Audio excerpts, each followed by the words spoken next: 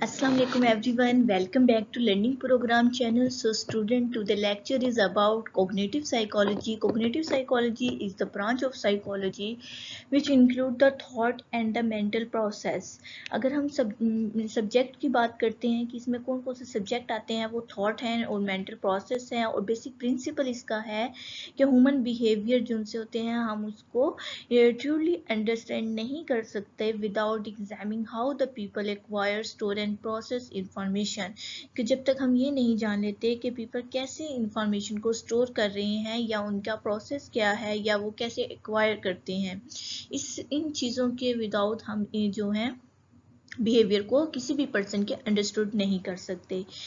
Philosophers पे देख लेते हैं कि इन पे किसने काम किया था। पियाजे ने काम किया था, कॉस्मे ने किया था और सिमोन ने काम किया था। ये 3 पर्सन है जिन्होंने कोग्निटिव साइकोलॉजी में अपना प्ले रोल किया है। सो स्टूडेंट्स, अगर कोई स्टूडेंट इस चैनल पे न्यू है तो वो सब्सक्राइब करें, बेल आइकन को प्रेस करें, और अगर आपको ये वीडियो हेल्पफुल लगती है तो इसे लाइक एंड शेयर ज़रूर करें। कोग्निटिव साइकोलॉजी की वो टाइप है, वो ब्रांच है जिसमें हम स्टडी करते हैं माइंड एंड मेंटल प्रोसेस को। इन दोनों के कंबाइन एस्पेक्ट्स देखते हैं कोग्निटिव साइकोलॉजी के अंदर। उस फिलॉसफी होती है, आर्टिफिशियल इंटेलिजेंस होती है, और उसके बाद न्यूरो साइंस हमारे पास, लिंग्विस्टिक लैंग्वेज से रिलेटेड जितनी ब्रांचेस आ जाती हैं, and computer science. This branches are included into the cognitive psychology. So students, अगर आप आर्टिफिशियल इंटेलिजेंस को अंडरस्टैंड करना चाहते हैं या मेंटल प्रोसेस के किसी भी पार्ट को साइकोलॉजी में आप स्टडी कर रहे हैं, that is the branch of the cognitive psychology की अगर डेवलपमेंट को हम देखते हैं तो बिफोर द 1950 डेवलपमेंट स्टार्ट हो गई थी। और कैसी स्टडी होती थी 1950 से पहले? एक फिलोसफिकल स्टडी होती थी, उनमें ह्यूमन्स एट्रीब्यूट्स देखे जाते थे, देखा जाता था। एक्सपेरिमेंटल साइंस जिसे कहते हैं, उन्होंने इनकाउंटर किया था कि development of a such a science, कि ये भी एक साइकोलॉजी की ब्रांच है और ये साइंस की एक ब्रांच है। इसको किसी भी इवेंट के सेंसेशन के थ्रू स्टडी करते थे, जिसे एक्सपेरिमेंटल साइकोलॉजी कहते हैं, और जिसमें एबिंगिंघस ने कोग्निटिव पे काम किया था। फैक्चर ने लर्निंग पे काम किया था और मेमोरी के एक्सपेरिमेंट्स किए थे। जेम्स ने बुक लिखी द प्रिंसिपल ऑफ साइकोलॉजी, और एक कंसिडरेबल रिसर्च ओरिजिन किया था कोग्निटिव साइकोलॉजी पे। सर फ्रेडरिक ने, चार्ल्स जो था, उसने बुक रिमेम्बरिंग प्रपोज की थी, अ study in the experimental and social psychology. Memory जो कि इन्फ्लुएंस करती है कैसे पर्सनल कोग्निटिव थीम्स या स्कीमास को। सो स्टूडेंट्स, ये जीन पियाजे की थियरी बहुत इंपॉर्टेंट है, जो कि 1950 के से पहले उसने दी थी। उसने पब्लिश किए थे कि किस तरह एक चाइल्ड अपनी कोग्निटिव साइकोलॉजी को इंक्रीज करता है with the passage of time. अपनी एज के इंक्रीज करने से किस तरह वो अपनी कोग्निशन को चेंज करता है। यह आ जाता है आपके बिफोर द 1950। इन चीज़ों को आप लोगों ने याद नहीं करना, ओनली मेंटल कॉन्सेप्ट्स बनाने हैं अपने, सिर्फ मेमोरी में आपने स्टोर रखनी है ये चीज़ें। डेवलपमेंट जो ड्यूरिंग द 1950s में हुई, उसमें वो कहते हैं लीडर डाउट था। जॉर्ज और मिलर जो सा था, उसने एक एज अ लीडर उसे कहा जाता है कि उन्होंने साइकोलॉजी को उस टाइम पे इमर्ज किया, कोग्निटिव साइकोलॉजी को। मिलर ने रिमेंबर्स करवाया during the 1950 cognition was a dirty word because cognitive psychology was seen as a fizzy. उन्होंने हार्ड वर्किंग कहा कोग्निटिव साइकोलॉजिस्ट को। उन्होंने कहा कि कोग्निशन पे काम करना जैसा होता है, किसी भी चीज़ को टेस्टेबल करना होता है। उसके अलावा मिलर ने डिस्क्राइब किया रिसर्च को, जिनके वो पीपल जो डिस्क्रिमिनेट करते हैं different aspects of the something. जैसे कि अगर हम कलर्स की बात करते हैं या पिच और साउंड की बात करते हैं, तो कहते हैं डिफरेंट कलर्स के हर चीज़ होती है, डिफरेंट पिच होती है हर साउंड की। तो उसने कहा इसी तरह जो पीपल्स होते हैं वो भी, उनके भी जो उनसी बातें होती हैं वो meaningful unit of the experiences होते हैं। उसके बाद उसने इन वर्ड्स दे दिया, members of the words and short sentences दिए। उसके बाद उसने समराइज किया एक रिसर्च पे, और उसने एक आर्टिकल इन्फ्लुएंस किया द मैजिक नंबर 7 एंड +1 - 2। ये इनकी बहुत इंपॉर्टेंट थ्योरी है, जो कि आप साइकोलॉजी में, कोग्निटिव साइकोलॉजी में इसको अंडरस्टैंड करेंगे। ओनली मिलर का याद रखना है कि मिलर की परफॉर्मेंस है इन द ड्यूरिंग द 1950। इसने जो नंबर दिया था, 7 नंबर दिए थे इसने, और कि इसने कहा था लोगों को रिमेंबर चीज़ें, मेमोरी पे इसने स्पेशली काम किया था कि चीज़ों को काम याद करने के लिए हमें कौन से नंबर की ज़रूरत होती है। सो स्टूडेंट्स, अगर किसी बच्चे ने ये ड्यूरिंग द 1950 में जो मिलर ने काम किया है, ये अगर इन डेप्थ में जाके अंडरस्टैंड करना है तो आपको एक डिस्क्रिप्शन में लिंक मिलेगा, उस लिंक से आप इस चीज़ों को अंडरस्टैंड कर सकते हैं कि डेवलपमेंट कैसी हुई थी ड्यूरिंग द 1950 में। ओनली आपने इसको चीज़ों को सिर्फ लर्न करना है, पेपर के पॉइंट ऑफ व्यू से ये इम्पोर्टेंट नहीं है। डेवलपमेंट 1950 के बाद क्या हुआ, मिलर और उसके कोलीग्स ने मिलकर काम किया और एक पब्लिश किया plans and the structure of the behaviour.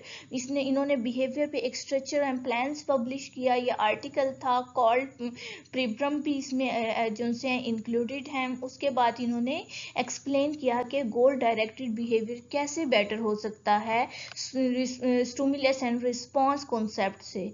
जो लर्निंग का कॉन्सेप्ट था ना SR वाला, उससे कहा कि उससे कैसे अच्छा हम बेटर परफॉर्मेंस कर सकते हैं अगर गोल डायरेक्टेड बिहेवियर हो हमारा। उसके बाद इन्होंने जो कॉन्सेप्ट दिया था कॉग्निटिव स्टडी की थी और उन्होंने कहा था promoting the research on the cognitive process किया और उन्होंने पॉपुलराइज किया आइडिया ऑफ द पियाजे थ्योरी।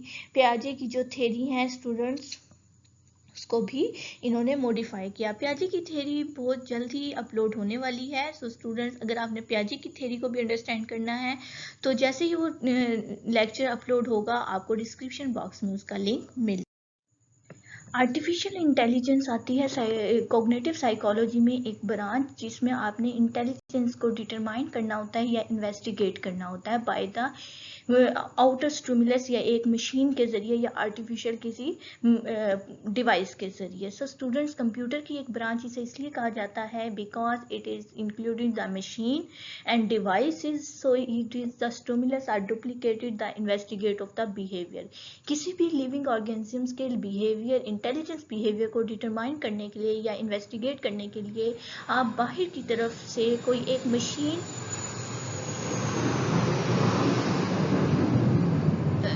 या डिवाइस को इनपुट कर देते हैं लिविंग ऑर्गेनिज्म के माइंड पे या उसके ब्रेन पे। सो वो डिटेक्ट करती है उसकी इंटेलिजेंस को। It is called the artificial intelligence.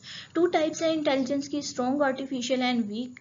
Strong में होता है वो मशीन अगर आपके ह्यूमन कॉग्निटिव प्रोसेस को डुप्लीकेट कर दे, उसका रिजल्ट हमें डुप्लीकेट करके दे दे, that is called the strong artificial intelligence. अगर वो सिर्फ ह्यूमन बीइंग के जो उनसे कॉग्निटिव प्रोसेस स्टिमुलेट कर रहा है, डुप्लीकेट नहीं कर रहा, that we call the weak artificial intelligence. The turning test, cognitive psychology में एक टेस्ट ड्राइव किया गया था जो डिटरमाइन करता था आपकी थिंकिंग को, ह्यूमन बीइंग्स की थिंकिंग को डिटरमाइन करने के लिए इस्तेमाल किया जाता है। इसमें जो से हैं क्वेश्चन, ह्यूमन को भी कहा जाता है एक क्वेश्चन और मशीन को भी, दोनों चीज़ों को एक ही क्वेश्चन सबमिटेड करवाया जाता है। अगर मशीन का आंसर इनडिस्टिंग्विशेबल हो, मतलब कि डिफरेंट आए आपका ह्यूमन बीइंग से, तो आप कहते हैं कि मशीन का ख्याल ये है या मशीन की थिंकिंग ये है। मतलब कि ह्यूमन बीइंग्स, लिविंग ऑर्गेनिज्म और किसी एक डिवाइस से एक टेस्ट लेना टर्निंग टेस्ट है आपका। Information processing psychology IPA psychology है। ये साइकोलॉजी की वो अप्रोच है जिसमें आप कॉग्निटिव के ट्रेडिशंस को स्टडी करते हैं, साइकोलॉजी के मेथोडोलॉजिकल बिहेवियर को स्टडी करते हैं और स्पेशली कंप्यूटर से रिलेटेड ह्यूमन इंफॉर्मेशन प्रोसेसिंग आप लेते हैं। ह्यूमन्स की जो इंफॉर्मेशन प्रोसेसिंग है वो आप एक कंप्यूटर को मॉडल के तौर पे लेते हैं और वहाँ से आपने उस साइकोलॉजी इंफॉर्मेशन को लेना होता है। नेक्स्ट आता है न्यू कनेक्शनलिज्म। न्यू कनेक्शनलिज्म एक कनेक्शन है, एक ऐसी रिसेंटली टाइप ऑफ मशीन है जो यूटिलाइज करती है आपके आर्टिफिशियल सिस्टम ऑफ न्यूरॉन्स को। आपके न्यूरॉन्स खुद ब खुद काम कर रहे हैं, आपकी बॉडी में न्यूरॉन्स हैं, आपके ब्रेन में लेके जा रहे हैं सेंसरी न्यूरॉन्स मैसेज को, तो वो जाके आपके मोटर एंड इंटर न्यूरॉन्स के साथ कनेक्टेड है। इंटर को न्यूरॉन्स आपके मोटर को न्यूरॉन्स को मैसेज देते हैं और मोटर न्यूरॉन्स आपके आंसरेबल होते हैं। सो ये सारा जो नेटवर्क अगर आप आर्टिफिशियल सिस्टम से करते हैं, that is called the new कनेक्शनलिज्म।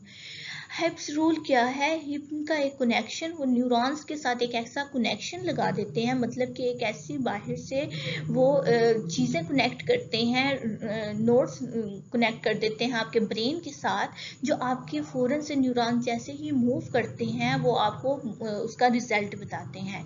एक ऐसे टाइप के न्यूरॉन्स नेटवर्क जो आपके adjusting the mathematical weight of the unit that are stimulated simultaneously active. जैसे ही वो एक्टिव होते हैं आपको उसका जो सा वेट और उसकी जो स्पीड है वो आपको एज अ रिजल्ट कंप्यूटर के थ्रू दे देते हैं। दैट इज सिमुलटेनियसली एक्टिव जो उनसे आपके न्यूरॉन्स हैं वो रिजल्ट देते हैं। That is called the Hebb's rule.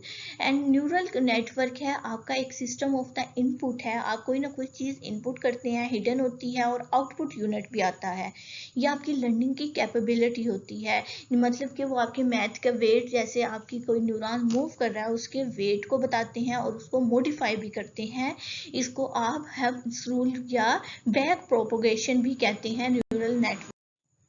Thanks for this attention. So students, हमारा एक न्यू सफ़र स्टार्ट हुआ था हिस्ट्री ऑफ द साइकोलॉजी का। हमारा वो सफ़र फिनिश हो चुका है, अब हम अपनी मंजिल तक पहुंच चुके हैं, हिस्ट्री हमारी कंप्लीट हो गई है। स्टूडेंट्स, कुछ चैप्टर्स हैं, 3 चैप्टर्स हैं ऑलमोस्ट, आई थिंक सो, वो मैंने आपको बीच में से फेडअप करवा दिए हैं, छुड़वा दिए हैं कि उसकी रीज़न ये है कि वो इतने इम्पोर्टेंट नहीं है और उनकी चीज़ों को आप बहुत ज़्यादा अंडरस्टैंड नहीं कर सकेंगे। न्यू सेमेस्टर में आपको वो चीज़ें अंडरस्टैंड करनी है और वो इस सेमेस्टर में आपको लिए इतनी इम्पोर्टेंट नहीं है। फॉर एग्जांपल डायग्नोस्टिक ट्रीटमेंट है आपकी मेंटल इलनेस की, 3rd या 4th सेमेस्टर में आपके पास हिस्ट्री आएगी अगेन, साइकोलॉजी के एबनॉर्मल साइकोलॉजी की हिस्ट्री आएगी 5th सेमेस्टर में, आई थिंक सो। तो उसमें आपने यही सब चीज़ें अंडरस्टैंड करनी है, साइकोबायोलॉजी को अंडरस्टैंड करना है। सो स्टूडेंट्स, इम्पोर्टेंट लेक्चर आपके वॉलंटिज्म से लेके अब तक जितने स्कूल ऑफ थॉट आपने कर लिए हैं, आपके वॉलंटिज्म है, स्ट्रक्चरलिज्म है, फंक्शनलिज्म है, बिहेवियरिज्म है। न्यू बिहेवियरिज्म इम्पोर्टेंट नहीं है। उसके अलावा आपके पास साइकोएनालिसिस है, गेस्टॉल साइकोलॉजी है, और आपके पास आते हैं humanistic psychology and cognitive. Cognitive भी इतने इंपॉर्टेंट नहीं है। ह्यूमनिस्टिक साइकोलॉजी तक आपके इंपॉर्टेंट लॉन्ग क्वेश्चन हैं, इन्हें आपने बहुत अच्छे से लर्न करना है for the paper point of view. Aristotle आपकी ग्रीक फिलोसफर्स वगैरह में से अगर इम्पोर्टेंट है, अरिस्टोटल लॉन्ग में अक्सर आ जाता है। सो स्टूडेंट्स, अगर आपको ये सफ़र अच्छा लगा है तो एटलीस्ट मुझे कमेंट सेक्शन में ज़रूर बताएं, अपना कमेंट दें कि आपको ये सफ़र कैसा लगा, आपको कैसा नॉलेज मिला, आपको हिस्ट्री कैसे लगने लग गई है। ऑलमोस्ट सब बच्चों को एज अ बोरिंग लगती है, लेकिन स्टूडेंट्स स्ट्रेस नहीं लेना साइकोलॉजी की हिस्ट्री को पढ़ते हुए, बिकॉज इसमें थोड़ा सा इंटरेस्ट डेवलप करें। आपके लिए चीज़ों को बहुत ईजी मैंने एक्सप्लेन किया है कि आप एक वीडियो डेली रूटीन में एक वीडियो को अंडरस्टैंड करें, उसे डेली रूटीन में रिपीट करते जाएं और उस फिलोसफर को अच्छे से लर्न कर लें। आई थिंक सो आपको ये सब बातें अंडरस्टैंड हो गई होंगी और आपके साथ मेरा सफ़र अच्छा गुजरा होगा। अगर आपको भी ये सफ़र अच्छा लगा है तो मुझे कमेंट सेक्शन में एटलीस्ट मैसेज करके बताएं, कमेंट ज़रूर करें। एंड अल्लाह हाफिज़।